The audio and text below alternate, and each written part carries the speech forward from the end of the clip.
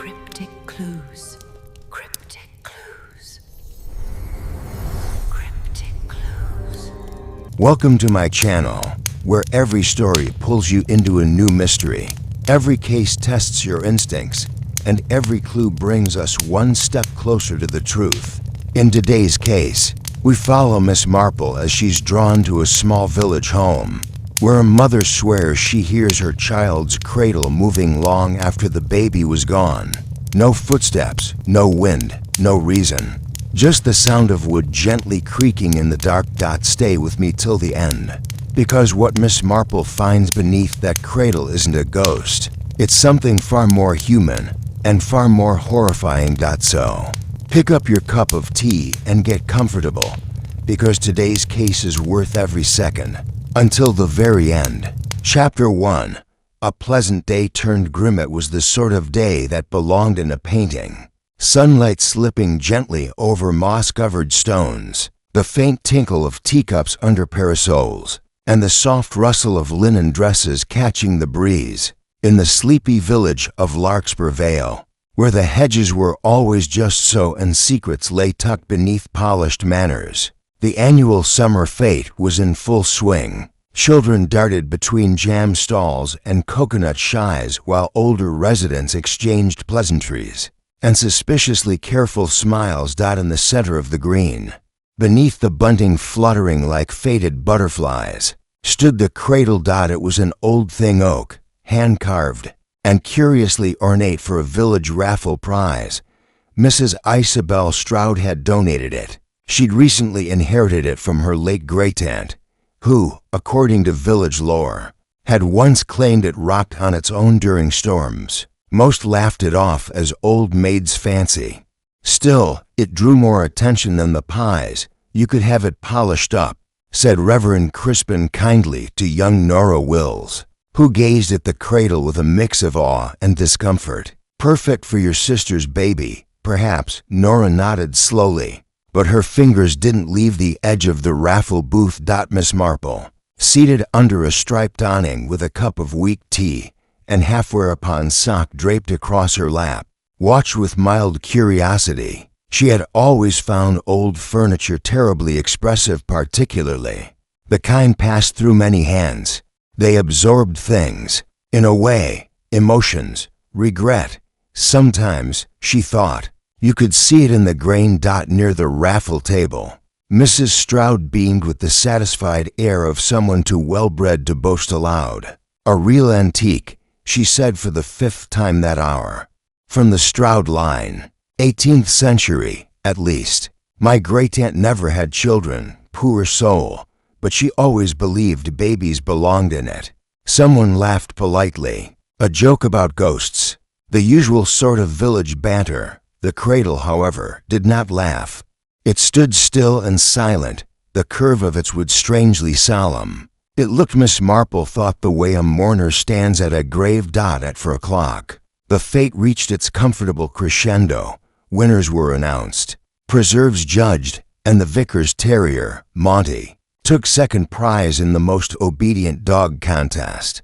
Despite nearly mauling the cake table. And then the scream came.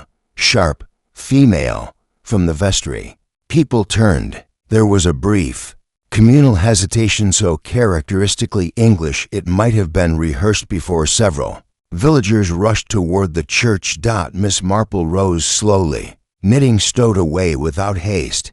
Inside St. Hedwig's, cool air clung to the stone walls. The vestry door stood ajar. Through it, a dozen people now peered in a semicircle, muttering and shifting. At the center, pale and shivering, stood Violet Hearn, the vicar's part-time secretary and Larkspur Vale's least subtle gossip. On the floor beside her lay the body of Eleanor Carmichael. She was the local midwife, a woman in her early 40s with a firm handshake and a brisk, competent air that put mothers at ease and made men stand straighter. She had been in perfect health earlier that day, having served as a fete judge and eaten to slices of Victoria sponge with clear enjoyment. Now she was quite clearly dead. Reverend Crispin, his hands trembling as he reached for a handkerchief, muttered something about calling the police. struck down, Violet whispered, voice quivering. She just collapsed. I came in to fetch the hymnals, and there she was just lying there, eyes wide.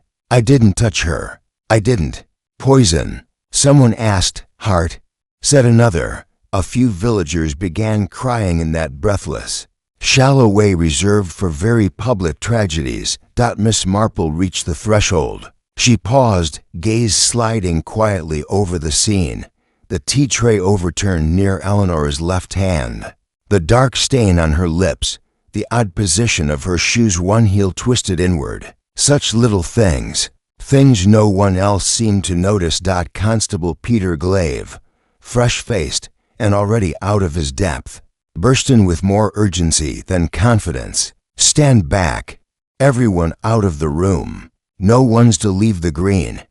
He fumbled with his notebook. Who found her? I did, Violet repeated. Constable Glaive scribbled it down. Miss Marple lingered a moment longer, then stepped outside. The sun still shone on the fate, though the laughter had withered. Children clung to parents. An elderly man tripped on bunting. The cradle remained unmoved on the green. A wind passed over it. And it rocked. Just once, subtle, gentle, enough that no one but Miss Marple, who happened to glance at just the right moment, saw it. She narrowed her eyes ever so slightly. The day had been lovely. Now, it was not. And something deeply wrong had entered Larkspur Vale. Chapter 2. The village reacts. Gossip and theories. By the time dust drew its fingers through the edges of Larkspur Vale, the news had spread like spilt ink across linen. Eleanor Carmichael, midwife, former councilwoman, provider of firm advice and cooling compresses, was dead, found on the vestry floor during the village fete. No sign of violence, no whisper of warning. In the corner shop, Mrs. Price nearly dropped a jar of pickled onions when she heard, Eleanor dead. But I just saw her. She was telling Mrs. Duckworth her sponge was over-whipped. In the nicest way, of course. At the post office, Mr. Allen Finch declared, with the certainty of a man who'd read for detective serials, poison. Mark my words. It's always poison with women. In the parlor of the old rectory, Mrs. Weatherby, who hadn't attended the fete due to ankle humidity, announced, well, I never trusted that woman. Too opinionated. Had the air of someone who knew how others ought to live. Meanwhile, at the Pig and Willow, pints were raised to the solemnity of the occasion, and the barmaid swore under her breath that the tea-urn had tasted metallic all afternoon. Miss Marple sat quietly in her neat front room, tea steeping gently by her elbow, the clock ticking its way into the evening. From her window, she saw Nora Wills hurrying along the lane, face pale and drawn, eyes fixed on the path ahead. Miss Marple watched her for a moment, then turned to her knitting. The village, as it always did in times of upset, had turned to stories. She must have had enemies, said Lily Finch, over crisp toast at her mother's table. Nobody liked being told their baby ought to be born facing a different wall for better light, or that they were carrying to high for a girl. But she meant well, murmured her mother. She did save Mrs. Carter's boy when he stopped breathing. True, Lily agreed. Still, she always looked at people like she could see something they were hiding. Over in Honeysuckle Cottage, Reverend Crispin sat beside his wife, both holding silent cups of tea. Violet Hearn, who had refused to go home, hovered like a nervous cat in the doorway. I should have fetched the hymnals earlier, she muttered, for the third time. If I had, maybe. You mustn't blame yourself, Mrs. Crispin said gently. Violet shook her head. But I do blame myself. The Reverend rubbed his temples. It's in the hands of the Lord now, and the police, I suppose. They say she made a strange noise. Violet continued, a kind of gasp, like she was trying to speak, and her hands, they were twitching. It wasn't natural. And the cradle? What about the cradle? Asked the Reverend, startled. It rocked, she whispered. Not much, just Just enough. Mrs. Crispin laughed a little too loudly. Oh, Violet. It was likely the wind. Violet said nothing. Back in the main street, Miss Marple stepped out for her evening walk. Her pace was slow, deliberate. She stopped briefly at the gate of Rose Cottage, where Isabel Stroud stood stiffly in the twilight. Her face unreadable. Such a dreadful thing, Miss Marple said softly. Isabel nodded. I can't quite believe it. And in the vestry, of all places, you donated the cradle, didn't you? I did. It was meant to be a charming prize. I found it in my aunt's attic, wrapped in a quilt with lavender tucked inside. Looked quite peaceful. Did your aunt mention its origin? Isobel's brow furrowed. Only that it had always been in the family, passed down through women, though oddly, no children ever seemed to sleep in it for long. How curious it is, isn't it? Isobel's voice was tight. I wanted to bring something of history to the fete, but now it seems all anyone remembers is that it rocked. Miss Marple gave a small nod. Sometimes history is heavier than it appears. As she walked on, she passed the Wills household. From the front room, candlelight glowed gentle, flickering, uneasy. Nora sat curled on a settee, her sister Margaret at her side. She didn't even enter the raffle. Margaret whispered, "The cradle shouldn't have gone to her." Nora spoke at last. "It didn't. What do you mean?" "I saw Mrs. Carmichael staring at it earlier. She looked afraid." Margaret scoffed. "Afraid of a cradle?" Nora's voice dropped. Like she'd seen it before. Like it remembered something. The sisters fell silent. Across the village, suspicion curled into the corners of rooms like mist. Everyone had their own theory. The midwife had secrets. The cradle was cursed. Violet Hearn had seen something she hadn't said. Or perhaps it was simpler than that, a case of tragic health. A freak event on a fate afternoon. But no one quite believed it. Because Larkspur Vale, for all its tidy gardens and well-swept stoops, was not without its shadows. It never had been. Back in her sitting room, Miss Marple placed a fresh log on the fire and sat down to finish her row of knitting. Her expression was thoughtful, though to a stranger it might have seemed placid. The talk of poison was premature. The police would bumble. The newspapers would speculate. But Miss Marple had noticed something peculiar. Not in the body, nor in the vestry dot in the reactions. Too many people were too prepared, as if they had expected something terrible to happen. And that, she thought, was far more unsettling than the cradle that rocked. Chapter 3. The first clues and suspicions be the following morning. A light drizzle clung to the hedgerows, giving Larkspur Vale the appearance of having been gently wept over. The bunting, still half hung from the fate, drooped with damp resignation.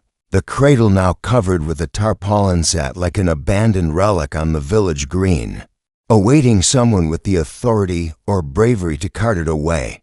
Inside the vestry of St. Hedwig's, Constable Peter Glaive stood stiffly by the overturned tea tray, his pencil poised above a smudged notebook. He had drawn a rough sketch of the Saint-Weiss, neither version particularly accurate. A cup, saucer, and teaspoon had been bagged and placed beside Eleanor Carmichael's gloves. A local doctor had confirmed the obvious, dead, and not of natural causes. That was all the police had to go on for now. Poison, muttered Glaive again, as if willing the answer into reality. Miss Marple, seated inconspicuously on one of the back pews, observed with quiet patience. She had not come to interfere, heavens. No, but one never knew when something might be overlooked by overzealous youth. Miss Marple, the constable said with the politeness of someone speaking to a formidable aunt, "I do appreciate your concern, but I think we've gathered all the relevant information." "Oh, of course," she replied pleasantly. "I wouldn't dream of contradicting you. I only wondered whether you'd noticed the cup." "The cup?" He gestured to the one bagged on the table.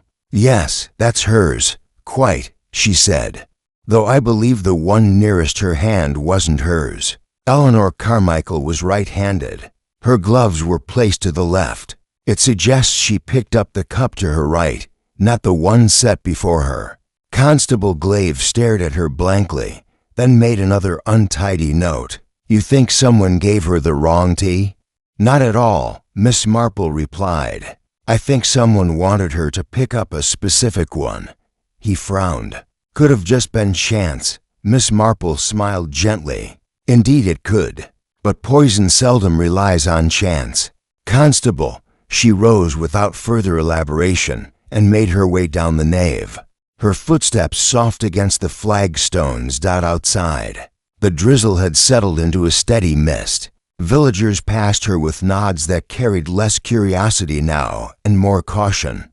Death had a way of pressing its fingers to every window in a village like Larkspur Vale, reminding the living how thin the glass really was. At the bakery, two women whispered over warm loaves at the fate. She was laughing, I tell you.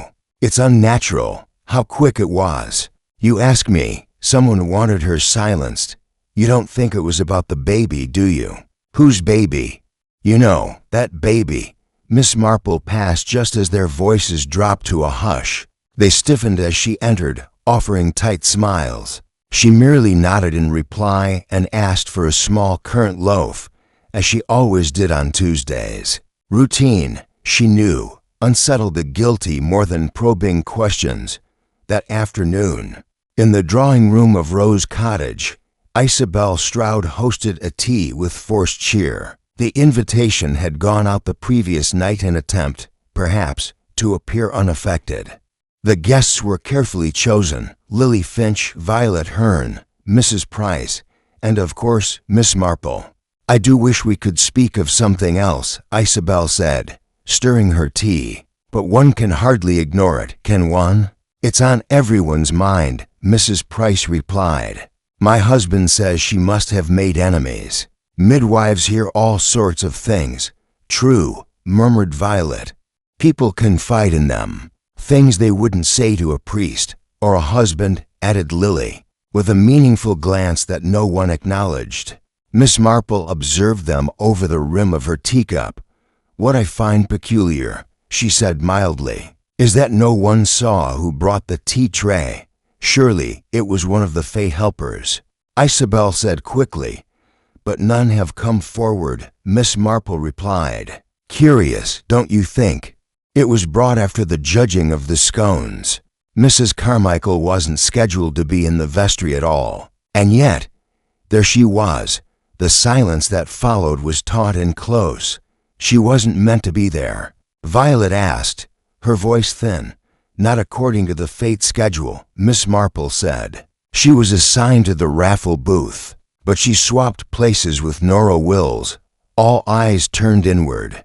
Reflecting on that simple but striking fact, Nora seemed awfully pale yesterday. Lily said quietly, You don't think? Oh, nonsense, snapped Isabel. She's barely 20, and sweet as can be. Miss Marple said nothing. She simply reached for a second biscuit and looked, with vague interest, at the cradle which, as it happened, sat just inside Isobel's side parlor. I must say, she said lightly, your family has remarkable taste in woodwork. That cradle is unusually well carved. Isobel's teacup clinked as she set it down. Yes, she said, voice clipped, quite the heirloom, though I wish I hadn't brought it now. Some people are being positively superstitious. Is that why it's indoors? Miss Marple asked. It was getting rained on, Isabel said too quickly. And I didn't think it proper to leave it out with a death so recent. Violet's eyes flicked toward the cradle and then away again. Did anyone else handle it during the fete? Miss Marple asked. I saw Mrs. Carmichael standing beside it, Violet said hesitantly. She looked strange how. Miss Marple's tone was soft, like she recognized it, or was remembering something unpleasant. Miss Marple turned her gaze to the cradle. Its dark polish gleamed even in the overcast light. There was something wrong with the picture. Not with the tea, not even with the timing dot, but with the choice. Why would Eleanor Carmichael, careful, competent, and respected have accepted a cup of tea in an unscheduled room, at an unscheduled time, from an unknown person, unless she knew them, unless she trusted them, and if that were true, then her death had been deliberate. Planned. And personal. Miss Marple, still smiling, reached once more for her knitting bag and excused herself. The drizzle had ceased, but the clouds remained, and though the village would chatter for days, only one person noticed the quiet truth nestled beneath the noise. Someone had meant for Eleanor Carmichael to die in that room, and someone had brought the cradle inside again, not because of the rain, but because it had already served its purpose. Chapter 4. Miss Marple quietly observeth. Rain ceased entirely by Thursday morning, though the village air held a hush that made even birdsong seem hesitant. Larkspur Vale, so recently cheerful and blooming with fete day ribbons, now wore the look of a place holding its breath. People lowered their voices in the lanes. Windows that once remained open to the breeze were now drawn shut, as if homes themselves were recoiling inward. Miss Marple took her breakfast in solitude, as she often did. A soft-boiled egg, lightly buttered toast, and tea brewed precisely 3.5 minutes. She allowed herself a glance at the newspaper, though the local reporters' thin attempts at sensationalism held little value. Mystery, death at fate, villagers in shock. Shock, indeed. But what no headline could print, because it would sound foolish to think it was that everyone was waiting for something else to happen. She folded the paper and turned her attention to a letter she had written and not yet posted. The half-page sat open on her writing desk, ink barely dry. It wasn't urgent. It never was. But she liked to write to her nephew Raymond when something unsettled her, and death, especially quiet, deliberate death, always unsettled her. At 10:30, Miss Marple set out for the village. It was not investigation. It was, as she would say, observation. There is a difference. The former asks, the latter listens, and one always learns more by listening. She paused near the post office, pretending to examine a bulletin about surplus eggs, while catching snippets of conversation inside. "I saw her go into the vestry with a bag," came Mrs. Duckworth's voice. "That's what I said, didn't I? A bag, you say?" Mr. Finch replied. "What sort?" "Cloth of brown, looked heavy. Not her usual one. She'd never carry something like that to a fete. Perhaps she brought her own tea." He muttered darkly. Miss Marple walked on, her eyes barely registering the posters. She'd heard enough to stir thought. At the greengrocer's, she ran into young Nora Wills. The girl was thinner than usual, shoulders hunched, her eyes dull with exhaustion. "My condolences," Miss Marple said softly. "You must have known Mrs. Carmichael quite well." Nora nodded, almost imperceptibly.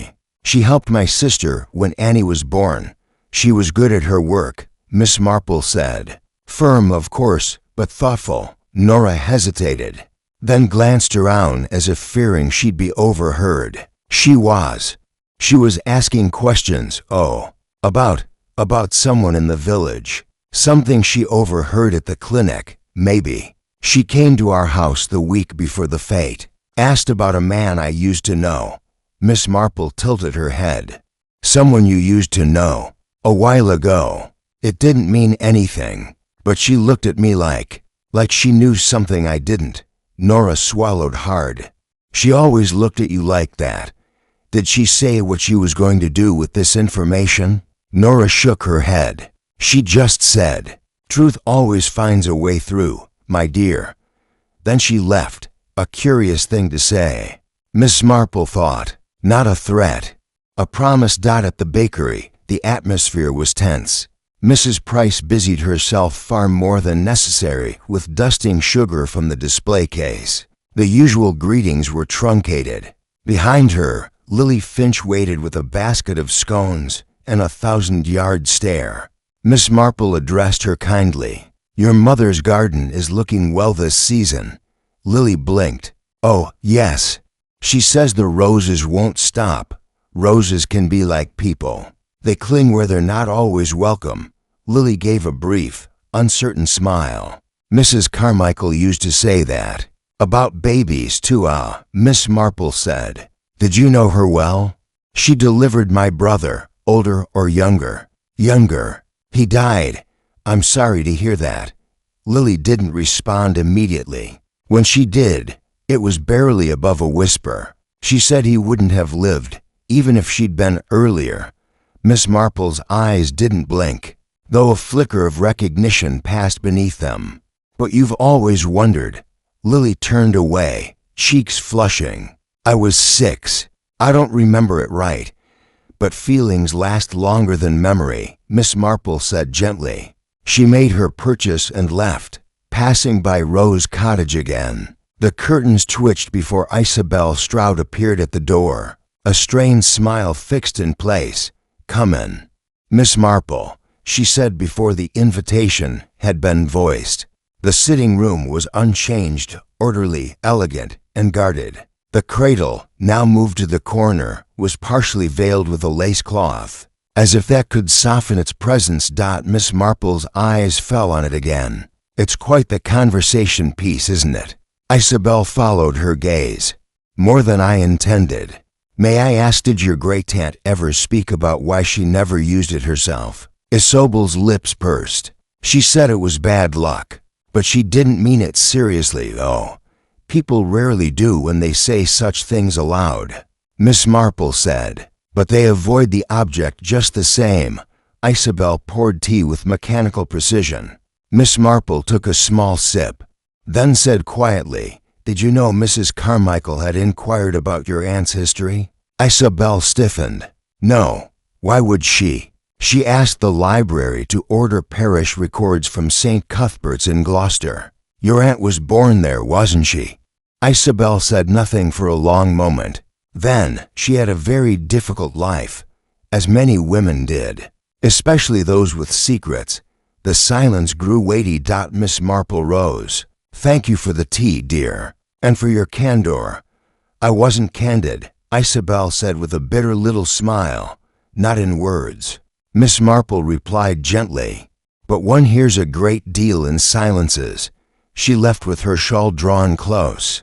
The mist now rising again across the rooftops. Eleanor Carmichael had been watching something, or someone. She'd been moving quietly, perhaps even compassionately, to bring a truth into the open, and someone else had ensured that truth remained buried.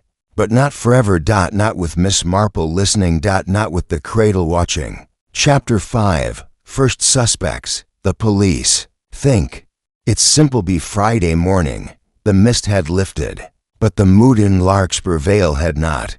A constable from the county had arrived in the village, a tall, weary man named Inspector Pheaton, whose reputation for tidying up rural messes had preceded him. He stood in the vestry that afternoon with a clipboard under one arm and a mildly amused expression, as though the whole matter were one long inconvenience delaying a warm supper. He'd brought with him a local chemist who confirmed, after minimal ceremony, that Eleanor Carmichael had indeed died from a fatal dose of aconitine derived from monkshood, or wolfsbane, a bitter compound hard to disguise in taste, but fast-acting and neat. No mess, no trauma, just silence. Makes you wonder what sort of person chooses a poison like that. Inspector Pheaton had said, tapping his clipboard. Someone clever, someone quiet. Constable Glaive, scribbling furiously beside him, offered.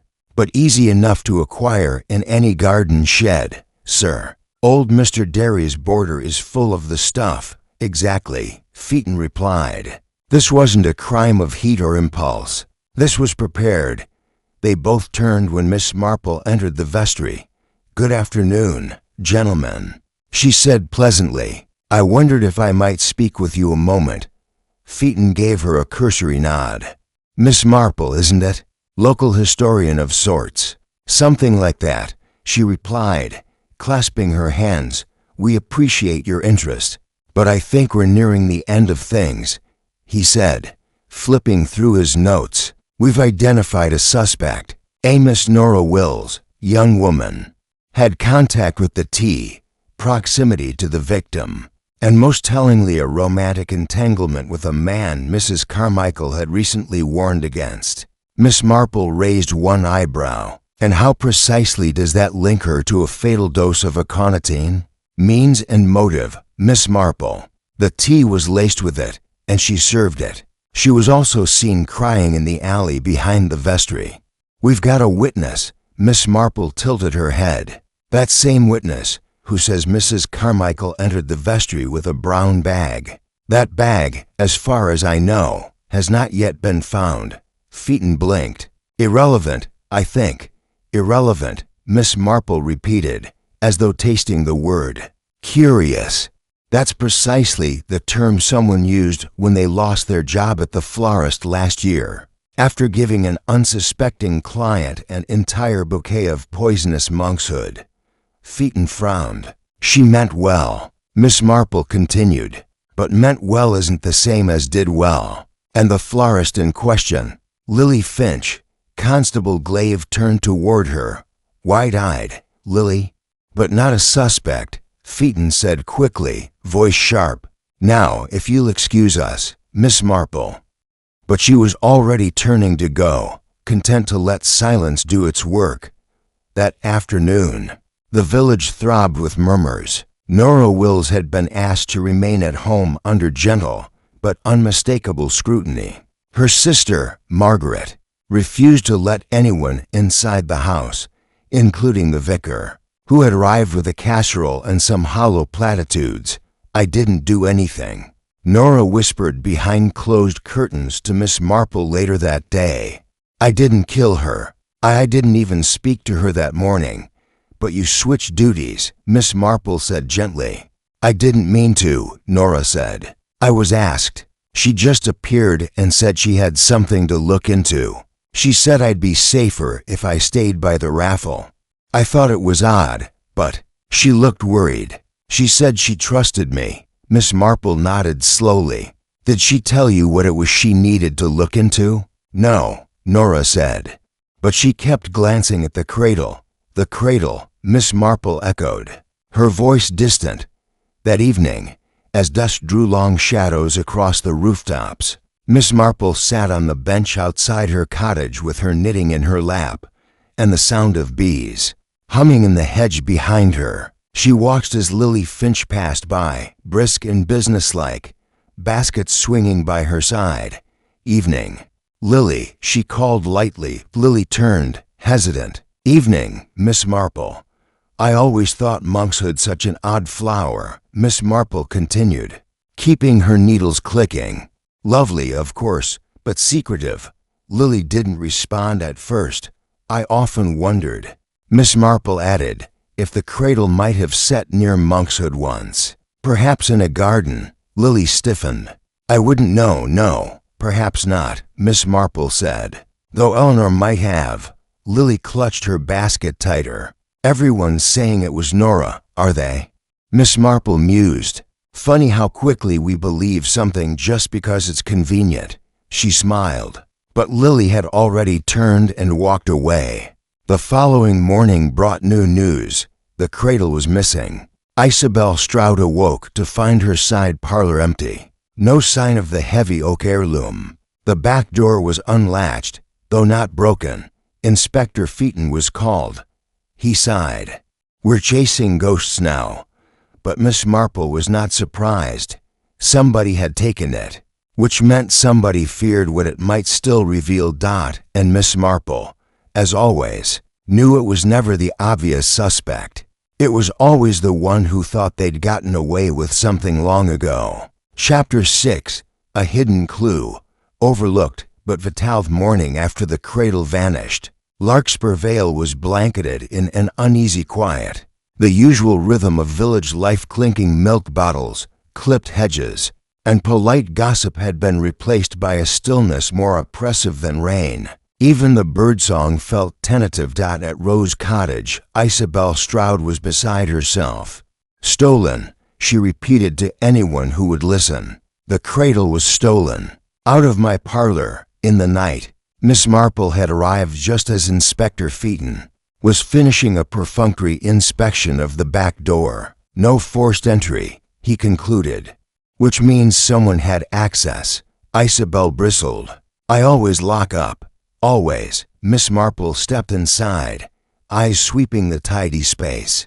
The cradle's absence left a hollow in the room, as though a melody had gone missing from a familiar tune. There were no broken floorboards, no scuff marks, no signs of panic or haste.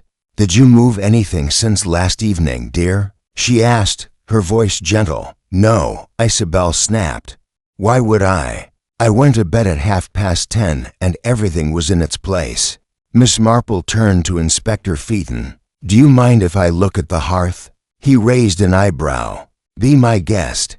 Though I doubt the killer left fingerprints on the fireplace, Miss Marple crouched slowly, examining the ashes in the grate. She didn't touch anything she never did, but her eyes narrowed as they settled on a small, curling scrap tucked among the gray remains. She reached into her handbag and withdrew a silver crochet hook, carefully lifting the object out.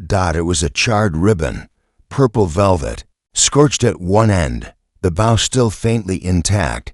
Curious, she murmured. This wasn't here during tea yesterday. The cradle had no adornments when I last saw it. Isabel flushed. I found it in an old drawer. I thought it looked charming. You added it recently. The day before the fete. Miss Marple turned it delicately in her hand.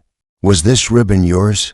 No, Isabel said too quickly. It came with the cradle. Miss Marple said nothing, but her eyes lingered on the ribbon a moment longer before she tucked it neatly into a handkerchief. Outside, the village hummed with speculation. The missing cradle had become a symbol, a ghost of its own. Had it been cursed, as some claimed, stolen for its value, or hidden perhaps by someone who knew it had become more dangerous than decorative? At the bakery, Lily Finch stood behind the counter with red eyes and flour on her sleeves. She barely looked up as customers entered. One could have mistaken her grief for fatigue, but Miss Marple knew better. She came here often. Didn't she? Miss Marple asked gently when the shop was momentarily empty. Who? Mrs. Carmichael. Lily nodded. Every Wednesday. For a seed loaf. She ever mention your family? Lily hesitated, then shook her head. Only once. She asked about my father. Said she remembered he used to carve things. Miss Marple nodded. Did he ever work with oak? Lily blinked. He carved our church lectern. And the font cover. Why? She never said what she was looking for. No, Lily said, brushing flour from the counter. But she asked about the cradle. Said it reminded her of something she saw years ago. I didn't think anything of it. Miss Marple left without pressing further. At the vicarage, Reverend Crispin was rereading Sunday's sermon. His voice faltered as Miss Marple was shown in. She was kind, he said softly. Eleanor, stubborn, perhaps, but generous. And brave, yes, Miss Marple replied. Brave women don't usually die quietly. He looked down. I wonder, she continued, if she ever confided in you about something she discovered. A concern, a secret. He hesitated. She asked to look at the church registry. The baptismal records. I didn't see why not. Did she mention a name? She said she was tracing a family. Something about a child who disappeared. Miss Marple nodded slowly. She left the vicarage and walked the lane past Honeysuckle Cottage, where Violet Hearn sat trimming deadheads from her dahlias. Miss Marple paused at the gate. You saw her in the vestry that day, she said. As if remarking on the weather, Violet looked up. Her hands paused. She was humming, Violet said at last. A lullaby. The kind you'd sing to a baby. What lullaby? I couldn't place it, Violet whispered. But it chilled me. Like she was mourning something.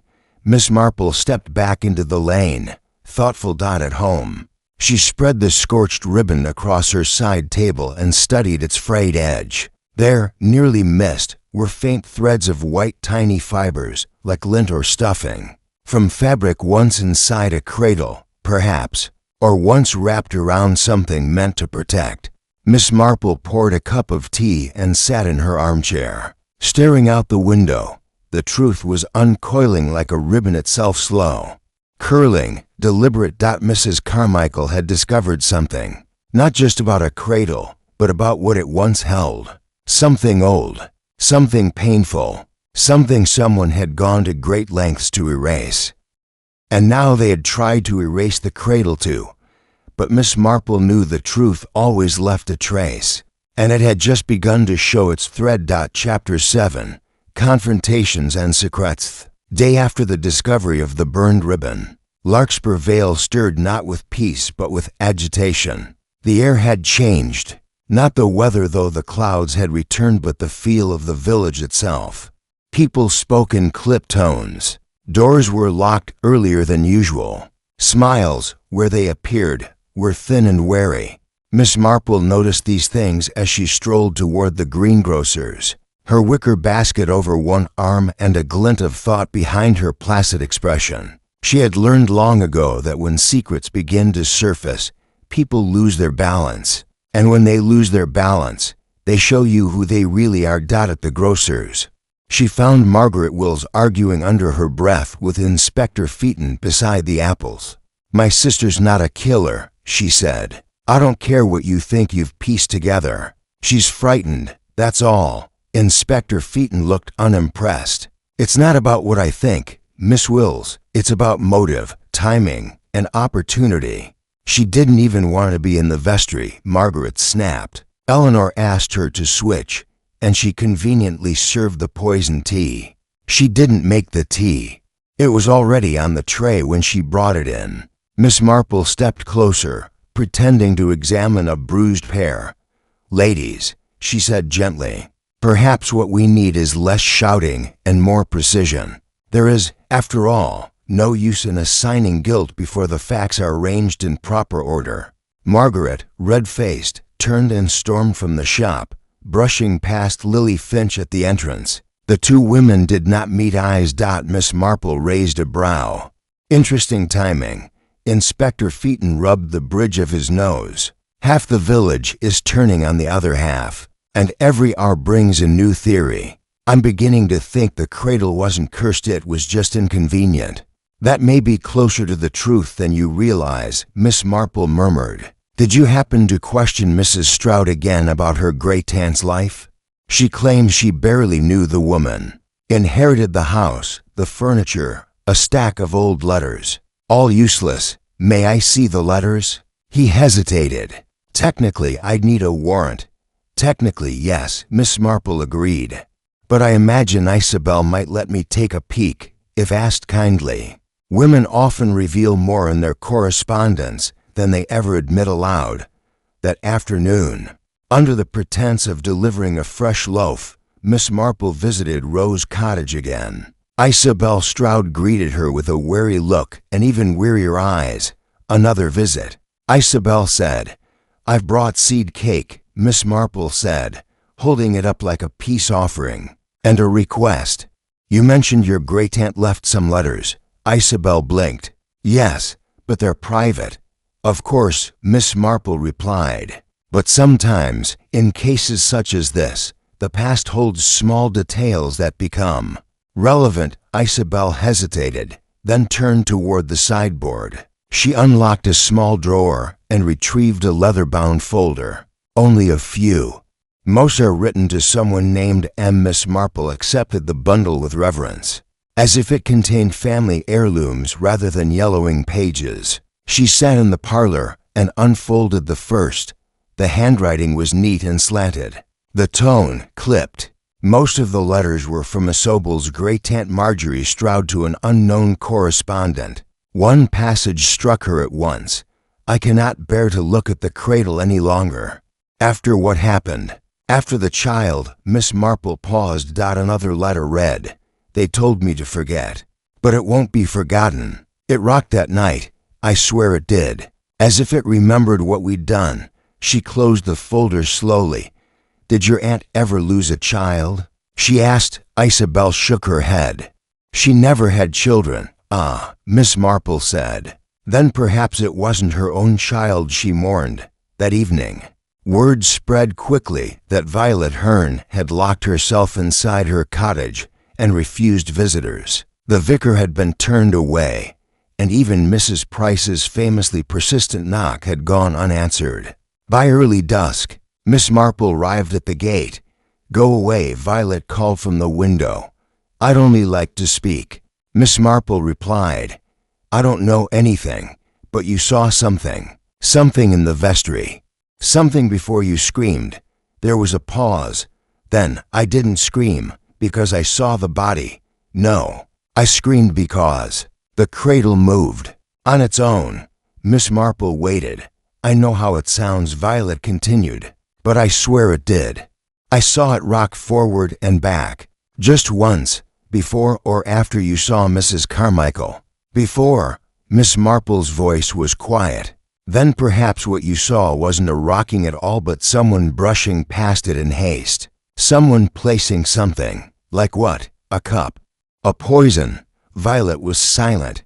Finally, she said, "I thought I saw Lily." Miss Marple didn't flinch. "You're not sure?" "I only saw a blur. Dark skirt, light shoes." "But Lily has shoes like that. She wears them on Sundays." Miss Marple nodded slowly. The next morning, Lily Finch did not open the bakery. She was not at home, but her apron was found folded neatly on the cradle's seat discovered behind the old rectory, tucked beneath a tarpaulin near the compost bins. When Inspector Featon arrived, he looked pale. "What in God's name does this mean?" "It means," Miss Marple said softly, "that someone has tried to bury something they once swore they could forget. And for the first time since the fete, the whole village realized this murder had roots deeper than poison and stronger than fear. It had begun years ago beneath carved oak, behind locked doors, inside letters no one read, and someone had killed to keep it quiet." Chapter 8. Another twist. A second crime or a shocking revelation. Village awoke on Sunday morning to the sound of bells. Not the usual calm, deliberate chimes of St. Hedwig's summoning the faithful to worship, but a discordant, frantic clanging that echoed across the rooftops like an alarm. Something had happened, again. Miss Marple had just sat down to lace her boots when the knock came at her door. 3 sharp raps. Too hurried to be social. It was Constable Glaive, face flushed with urgency. "Another incident, Miss Marple." At the rectory, she was on her feet in a moment, her shawl already in hand. As she followed the constable down the lane, curious faces peeked from behind curtains. Word of the cradle's mysterious reappearance had already trickled through the village. It had been discovered by a gardener that morning, returned to the churchyard only now scorched on one side, as if it had narrowly escaped a fire. But that was not the cause of the alarm. It was something far more human.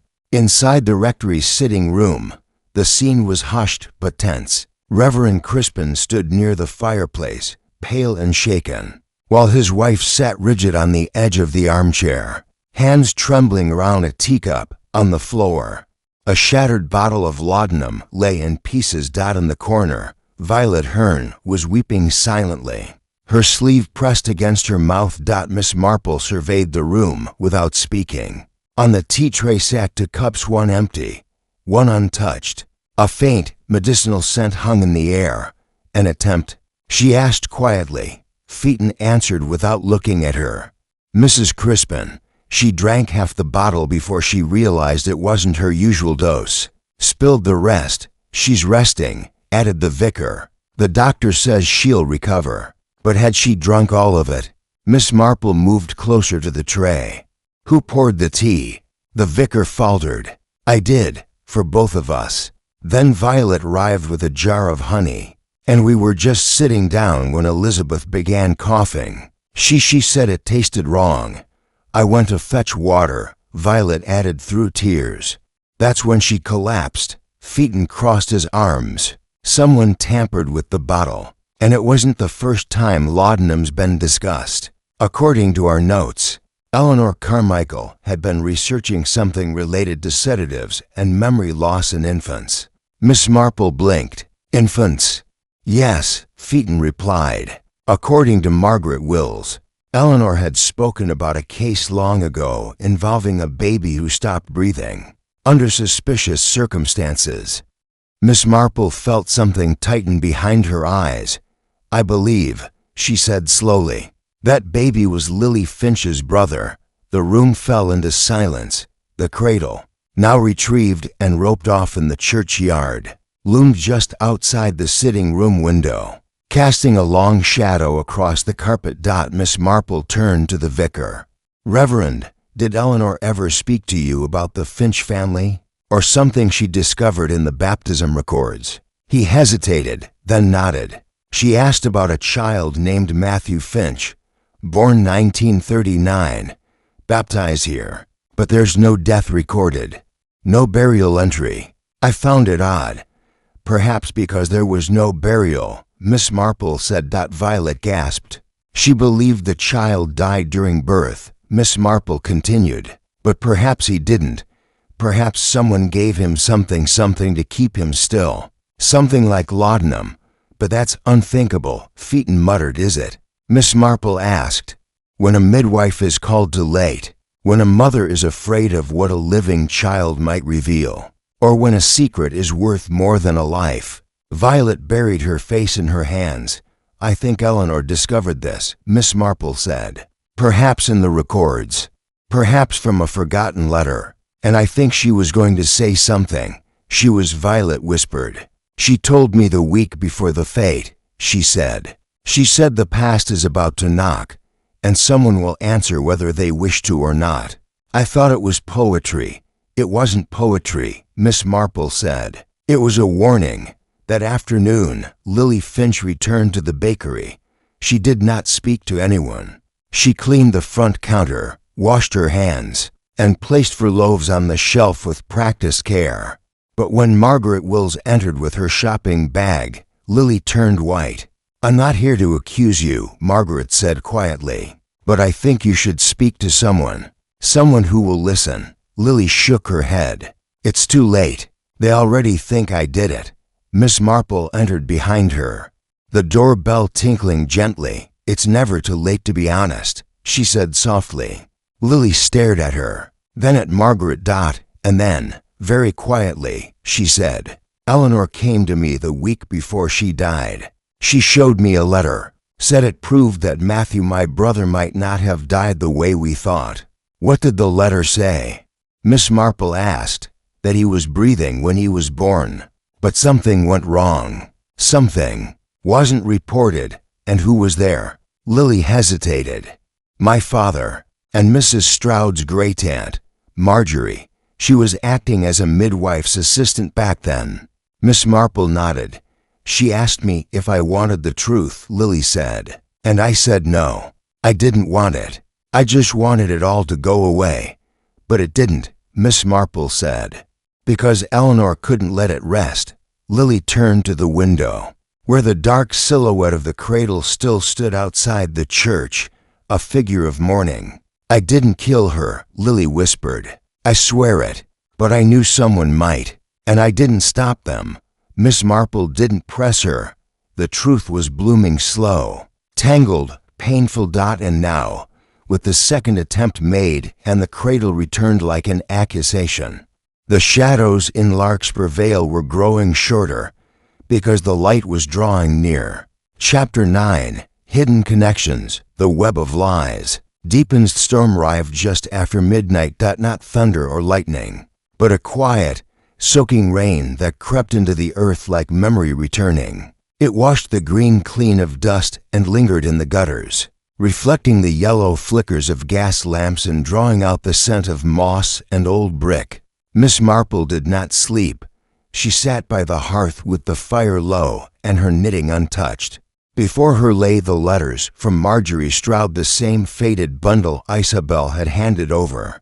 With trembling fingers 2 days earlier, one envelope bore no address, only a name, Matthew. Inside, the ink had run slightly, but the message was unmistakable. They think he's gone. The mother fainted, and the child lay still.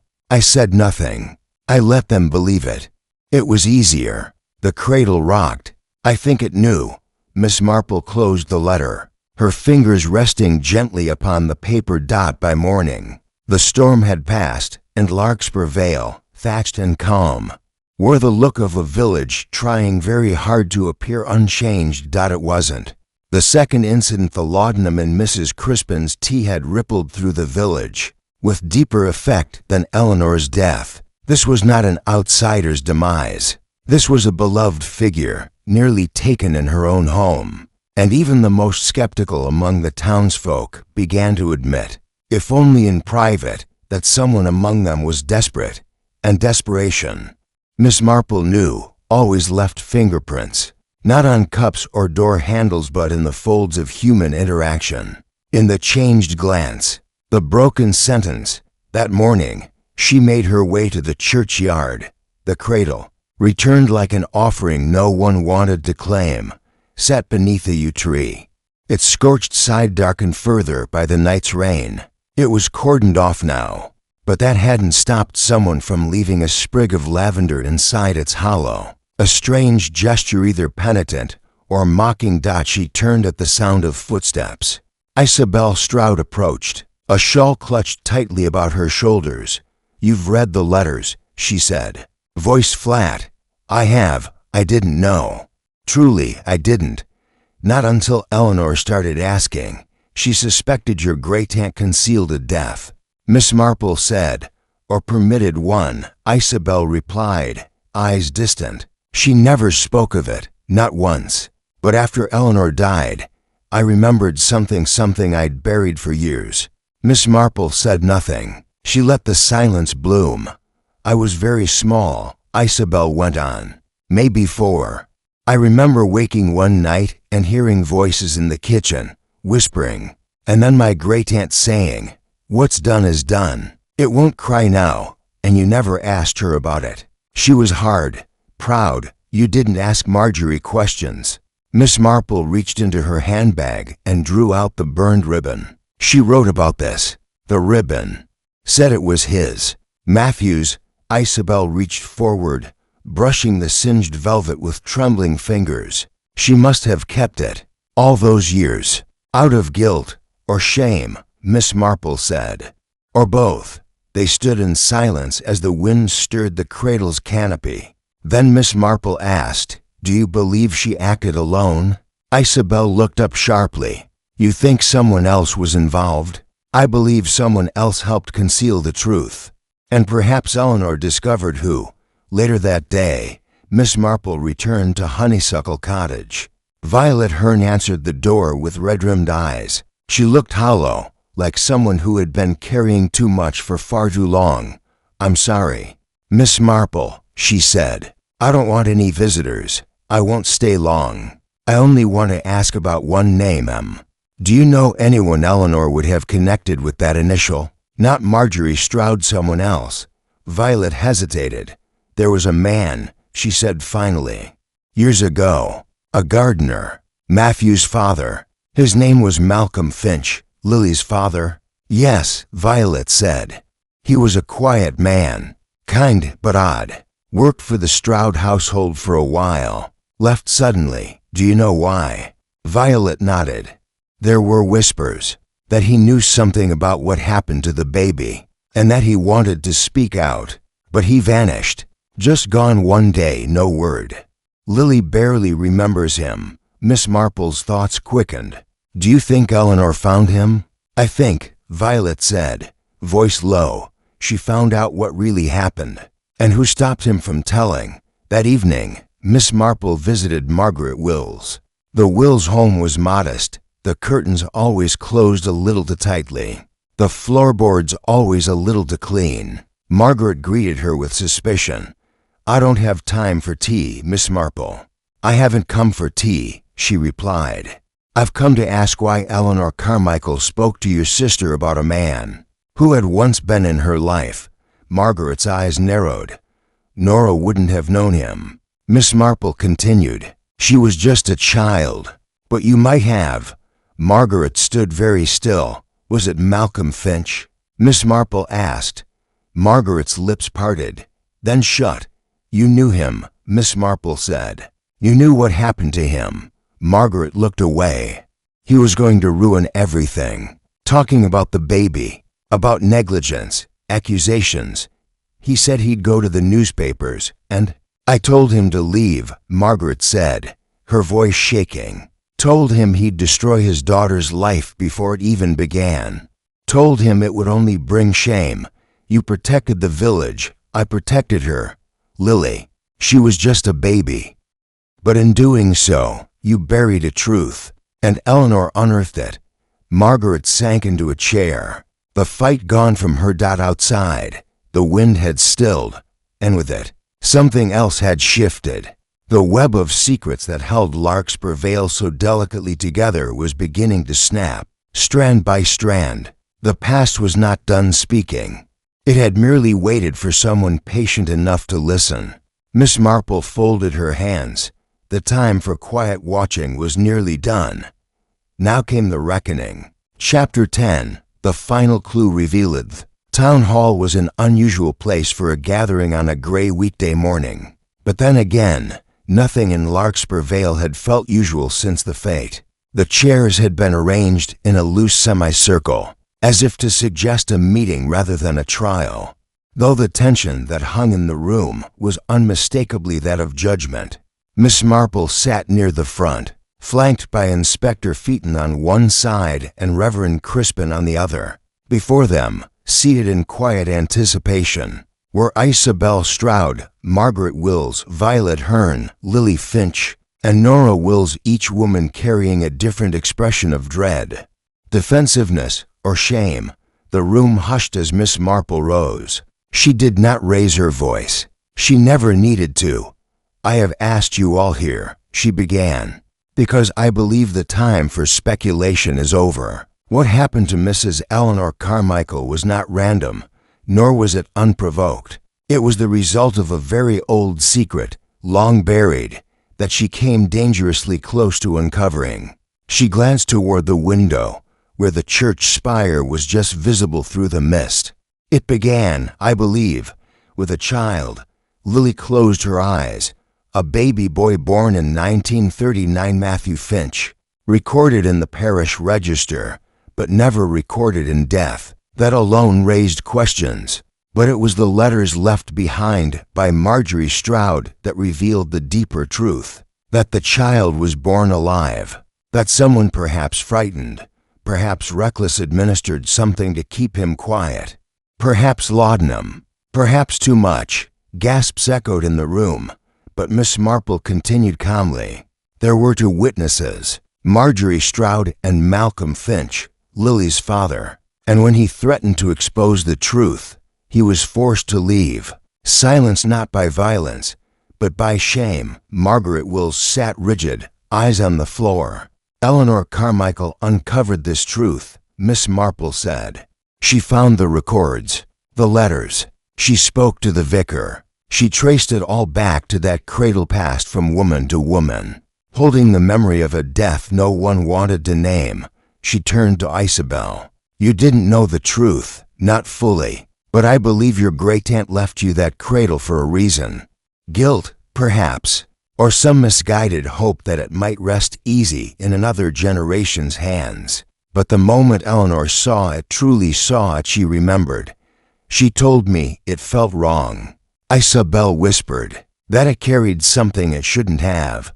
Miss Marple nodded, then continued, her voice softening. Eleanor never meant to accuse. She meant to warn.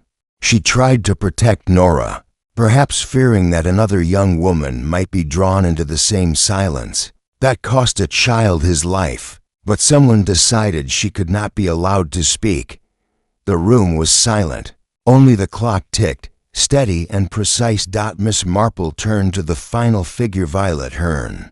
You brought her tea, didn't you? She asked gently. Violet blinked. I know. It was never meant to be traced, Miss Marple said. You placed the poison cup just right.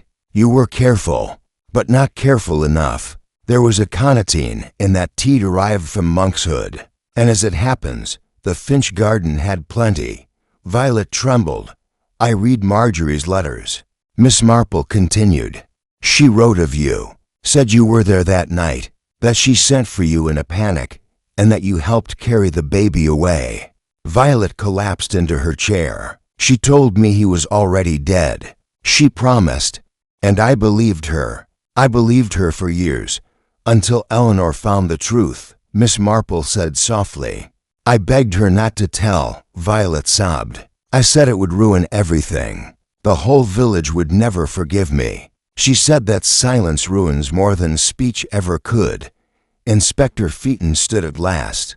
"Violet Hearn, I must ask you to come with me."